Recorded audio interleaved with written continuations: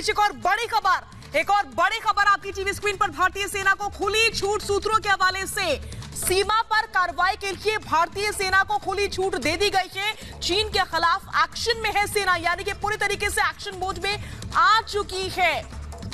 और हमारे साथ मेजर गौरव आर्या भी जुड़े हुए हैं। मेजर, जो कैबिनेट कमेटी है सिक्योरिटी अफेयर्स की, खुली छूट, भारतीय सेना को खुली छूट है कि वो अपने विवेक के हिसाब से सीमा पर जो हालात हैं ऊपर उस पर फैसला ले और कार्रवाई करे। देखिए, अगर खुली छूट ये पहले दिन दे देते, जो आज आप कह रहे हैं कि दे दी है, तो हमारी 20 जानें नहीं जाती यकीनन। और मुझे बहुत अफसोस है कि हमारे 20 भाई अब इस दुनिया में नहीं रहे। लेकिन मैं आपको एक बात कहना चाहता हूं, खुली छूट का क्या मतलब है? अगर खुली छूट का यह मतलब है कि भारतीय सेना अपने दिए हुए हथियार इस्तेमाल कर सकती है और वो उनको खुली छूट है। 14 कोर जो वहां पे 14 कोर कमांडर डिसाइड करेंगे, नॉर्दर्न आर्मी कमांडर डिसाइड करेंगे कि क्या एक्शन लेना है। अगर यह बात है तो फिर ठीक है, फिर मैं विश्वास करता हूं। और अगर खुली छूट दे दी, यह मैं आपको ऑन टीवी कह रहा हूं, ऑन रिकॉर्ड कह रहा हूं, 72 घंटे के बाद आप और मैं दोबारा मिलेंगे और फिर देखेंगे कितने चाइनीज हैं गलवान में।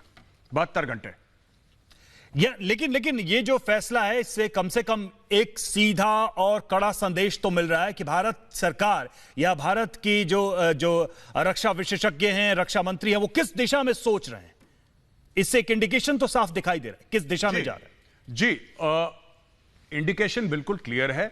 ये जो बात इन्होंने करी है कि खुली छूट भारतीय सेना को दे दी, ठीक है, खुली छूट। देखिए, मैं फिर कह रहा हूं आपसे, ये इंडिकेशन है, बड़ा स्ट्रांग इंडिकेशन है और ये इंडिकेशन जबरदस्त है, इसमें कोई शक नहीं है। लेकिन ये इंडिकेशन है क्या? फिर से कह रहा हूं, क्या ये इंडिकेशन हथियार इस्तेमाल करने का है? क्योंकि जो भी अभी जो हमें बताया गया है, जो हमारे साथी वीरगति को प्राप्त हुए हैं, वो लाठियों से, सरियों से चाइनीज आर्मी ने अटैक करा है। और हम लोग भलमनसात में गए थे, साफ मन से गए थे और वहां पे गए थे बातचीत करने के लिए। लेकिन वहां पे हमारे साथ ये गलत हरकत हुई है। चाइनीज को भी क्षति पहुंची है बहुत ज्यादा।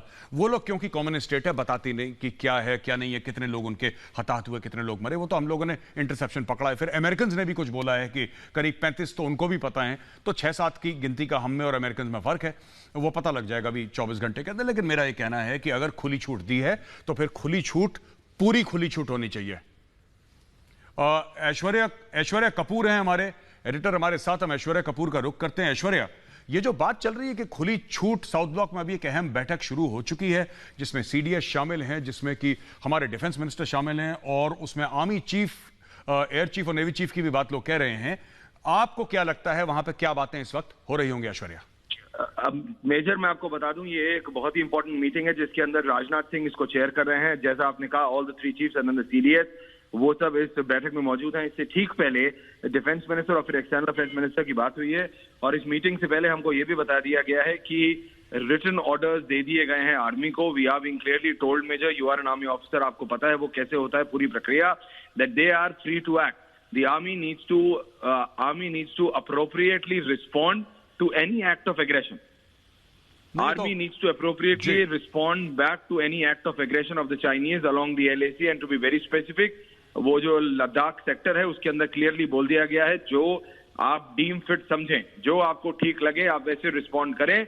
भारत की संप्रभुता को किसी भी हाल में बचाना है, 1 इंच जमीन भी नहीं देनी है, ये बात साफ कर दी गई। और इस समय तीनों चीफ, सीडीएस, रक्षा मंत्री से बात कर रहे हैं। एक्सटर्नल अफेयर्स मिनिस्टर से इस बैठक से पहले बात हो चुकी है रक्षा मंत्री की।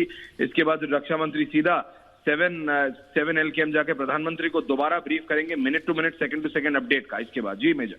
जी, ऐश्वर्या हमारे साथ अभी